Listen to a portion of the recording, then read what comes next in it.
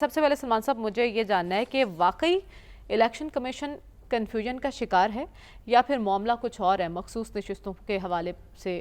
فیصلے پر عمل درآمد دیکھیں، میں یہ تو نہیں کہتا کہ کنفیوژن کا شکار ہے، لیکن آپ یہ دیکھیں کہ اس وقت پاکستان کی صورتحال میں پاکستان کی مقننہ،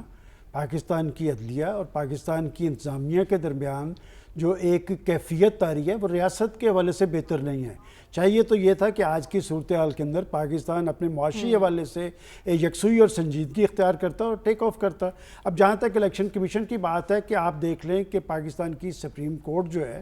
وہ خصوصی نشستوں کے حوالے سے اس نے ایک فیصلہ دیا، اور یہ فیصلہ فل کورٹ کا فیصلہ ہے۔ ایک فیصلہ دیا، اس کے بعد وضاحت آئی اور وضاحت کے بعد تفصیلی فیصلہ آیا جس میں ان کی یکسوئی اور سنجیدگی یہ ظاہر کرتی ہے کہ وہ فیصلے پہ عمل درآمد ہونا چاہیے۔ اور آپ دیکھ لیں کہ مسلسل الیکشن کمیشن کی جانب سے ایک رکاوٹ کا سلسلہ جاری ہے، اور مجھے نہیں لگتا کہ وہ سیدھی انگلیوں سے کوئی گھی نکل پائے۔ اور یہی وجہ ہے کہ آپ دیکھیں کہ الیکشن کمیشن بجائے اس فیصلے پہ عمل درآمد ہونے کے وہ وضاحت پر وضاحت طلب کرتا نظر آ رہا ہے۔ اور آنے والے حالات کے اندر دیکھیں، سپریم کورٹ نے یہ بات بڑی کلیئر کٹ کہہ دی تھی کہ آپ کو فیصلے پہ عمل درآمد کرنا ہے، نہیں تو آپ کو اس کے نتائج بھگتنے پڑیں گے۔ اب ہوگا کیا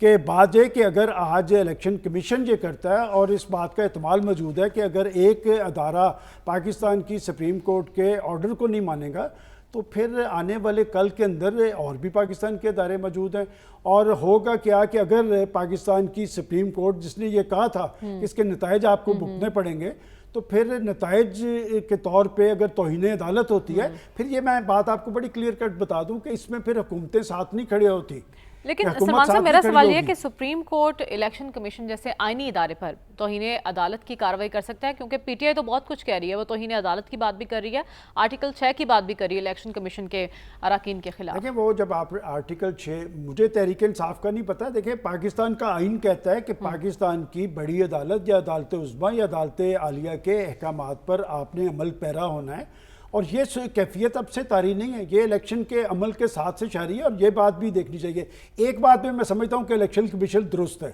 وہ یہ ہے کہ یہ سارا معاملہ کہاں سے شروع ہوا تھا؟ یہ ہوا تھا کہ تحریک انصاف کے جو جماعتی الیکشن 5 سال تک انہوں نے یہ الیکشن نہیں کروائے، اور یہ بات الیکشن کمیشن کے پاس تو بہت بعد میں آئی ہے۔ مجھے یاد ہے کہ جب خود عمران خان صاحب پرائم منسٹر تھے، انہیں بارہا کہا گیا کہ آپ اپنی پارٹی کا الیکشن کروائیں، تو ریکارڈ پہ موجود ہے کہ انہوں نے کہا کہ ہمیں 1 سال اور دے دیں، پھر 1 سال اور دے دیں، اور پھر جس طرح کے الیکشن کروائے گئے اس پہ انہوں نے اپنی ریزرویشن ظاہر کی ہے کہ اگر بر وقت انہوں نے الیکشن کروائے ہوتے اپنے وقت پہ تو یہ ساری صورتحال طاری نہ ہوتی۔ لیکن یہ بات آپ نے اپنے ابتدائیے میں درست کہی ہے کہ اس ساری جو گمبھیر صورتحال ہے اس میں کوئی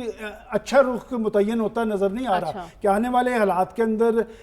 صورتحال تو یہ بتا رہی ہے کہ یہ انتشار خلفشار بڑھے گا، اور یہ کیفیت جو پاکستان کے اداروں کے درمیان قائم ہے یہ کسی طرح پاکستان کے مفاد میں نہیں ہے، اور نہ ہی ریاست اس کی انتشار اور ٹکراؤ کی کیفیت آپ کو سپریم کورٹ الیکشن کمیشن کے درمیان دکھائی دے رہی ہے یا پارلیمنٹ ہے ایک طرف اور دوسری طرف سپریم کورٹ؟ دیکھیں، یہ الیکشن کمیشن اس وقت پارلیمنٹ اور حکومت کے ساتھ کھڑا ہے، اور آپ کو اسپیکر کا مکتوب بھی یہ پتہ ہے، اور میں یہ سمجھتا ہوں کہ جس سپریم کورٹ سے وہ بار بار وضاحت طلب کر رہے ہیں، اچھی بات ہوتی کہ وہ پاکستان کی پارلیمنٹ سے پوچھتے ہیں کہ جناب عدالتی فیصلہ آنے کے بعد آپ نے یہ قانون سازی کی ہے، میری رہنمائی آپ فرما دیں تو یہ ہم اس پہ کیا کریں۔ میں سمجھتا ہوں کہ سپریم کورٹ کا یہ اچھا، یہ فل کورٹ کا فیصلہ، اس سے اوپر کوئی کورٹ نہیں ہے، اور بات یہ کہ یہ سپریم کورٹ کا فیصلہ ہی کہلائے گا، تو سپریم کورٹ کے فیصلے پر اس کی اسپرٹ کے مطابق عمل درآمد ہونا ہے، اور اگر عمل درآمد نہیں ہوتا تو پھر صورتحال بہت زیادہ گمبھیر ہوگی جو پاکستان کی ریاست کے لیے اچھی نہیں۔ ٹھیک ہے سلمان صاحب،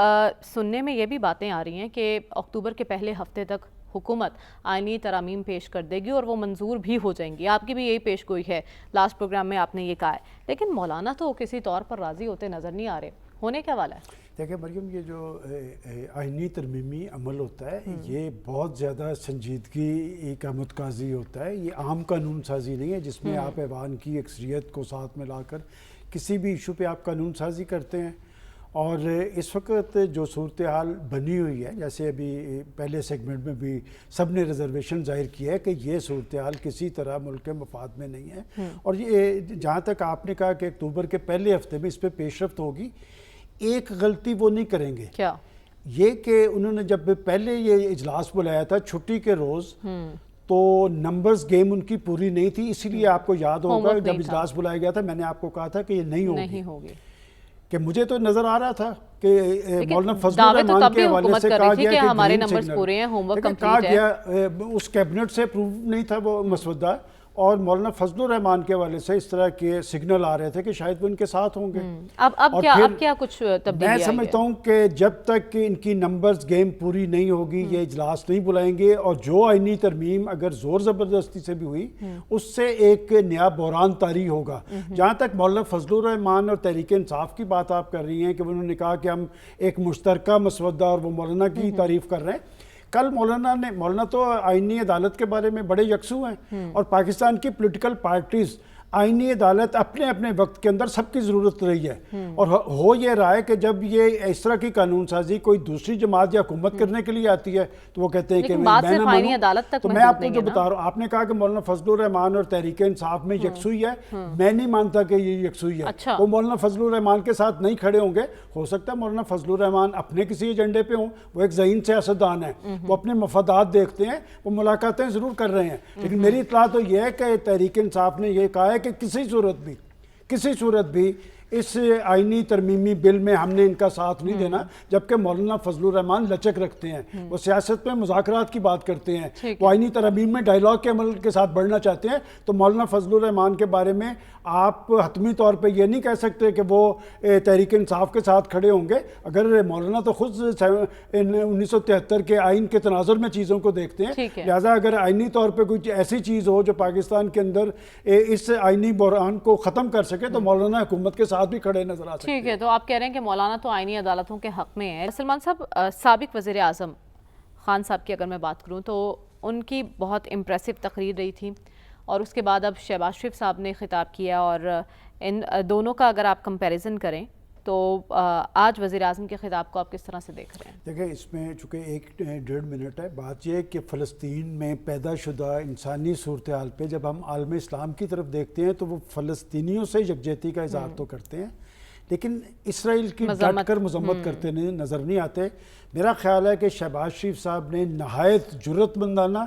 اور حقیقت پسندانہ انداز میں جو اسرائیل کا بھیانک، مکروہ اور شرمناک چہرہ ہے وہ دنیا کے سامنے ایکسپوز کیا ہے، اور اس کے بعد عمل کیا تھا کہ نیتن یاہو صاحب کی تقریر تھی، نیتن یاہو صاحب کی تقریر پہ پاکستانی وفد، ایران اور دیگر ممالک کے وہاں سے لوگوں نے بائیکاٹ کیا ہے، اور جہاں تک آپ نے خان صاحب کی بات کیا، مجھے یاد پڑتا ہے جب انہوں نے تقریر کی تھی ہم نے اسی انداز میں ان کو اپریشیٹ کیا تھا، لیکن میں کیا کروں کہ اس وقت صورتحال یہ ہے کہ اسرائیل کے میڈیا کے اندر پاکستان کے ایک پرائم منسٹر کے ساتھ تو ہمدردی کا اظہار کیا جا رہا ہے، ان کے حوالے سے سافٹ کارنر پیدا کیا جا رہا ہے، لیکن دوسری طرف پاکستان کے وزیر اعظم نے، میں سمجھتا ہوں کہ اچھی طرح جھنجھوڑا ہے دنیا کے سامنے اس کا مکروہ چہرہ جو بے نقاب کیا ہے، لیکن دنیا اس پہ اسرائیل کا ہاتھ پکڑ سکے گی یا نہیں، اور اقوام متحدہ کی جو ریزولیوشنز موجود ہیں فلسطین کے حوالے سے، کشمیر کے حوالے سے، اس پہ عمل درآمد کیوں نہیں ہوتا کہ جب تک عالم اسلام اس میں کوئی بنیادی رول ادا نہیں کرے گا، کم از کم اپنے سفرائی واپس بلا لے ایک دفعہ، فلسطینیوں سے یکجہتی کے